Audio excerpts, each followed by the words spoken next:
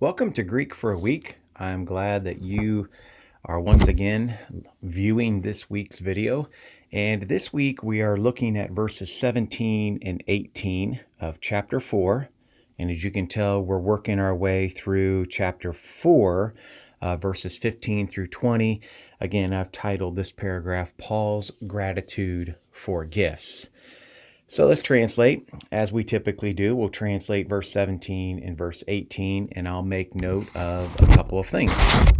He says here, not that I seek the gift, but I seek for the profit that increases to your account. But I have received everything and have an abundance, being full, having received from Epaphroditus that which is from you. And what was that? That was a fragrant aroma, an acceptable sacrifice that was well-pleasing to God.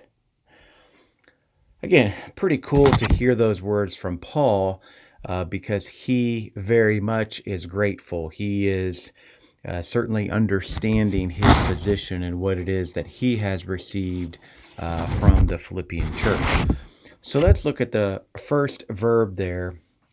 You have epizeto, first person singular, present active indicative of epizeteo.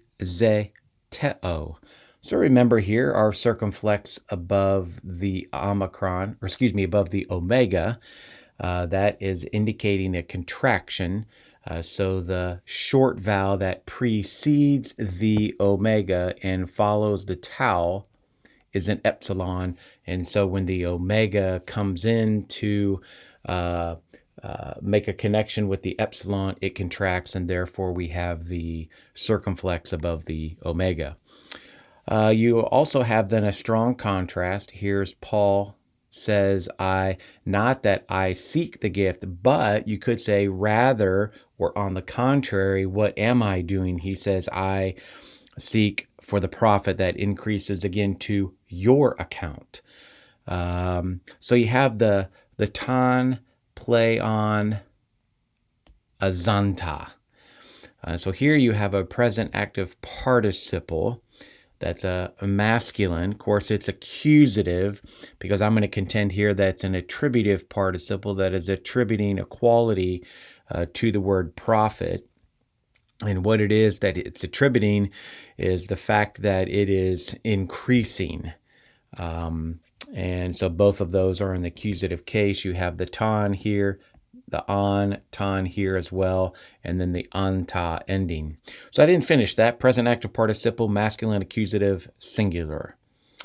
Then we get down to verse 18, and again, it starts with a de, and that de is a slight contrast. It's a contrasting connective. You could say, but in fact, I have received. And so here is the I have received epico. That's first person singular, present active indicative. Then you also have a pe risuo here. Pe risuo is first person singular, present active indicative. That is that he has an abundance.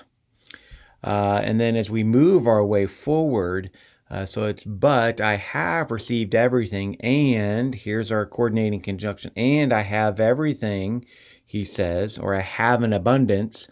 And then he says, being full. So right here we have a perfect.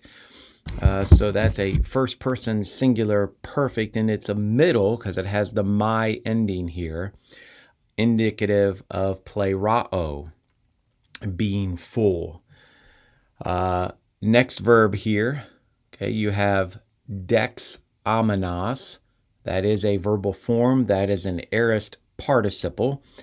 So it's an aorist middle participle, masculine nominative singular of decomai.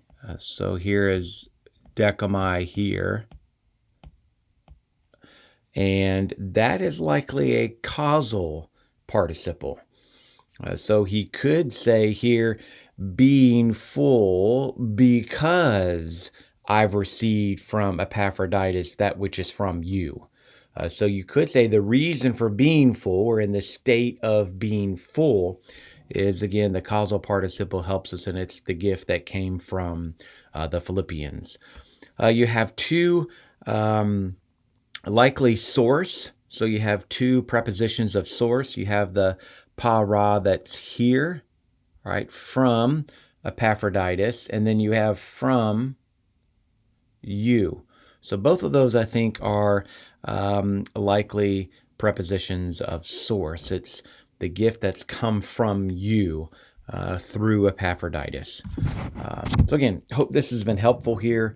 This is verses 17 and 18. Trust you have a good week, and next week we'll look at 19 and 20, and then of course the following week we will diagram all of 15 through 20. Have a great week.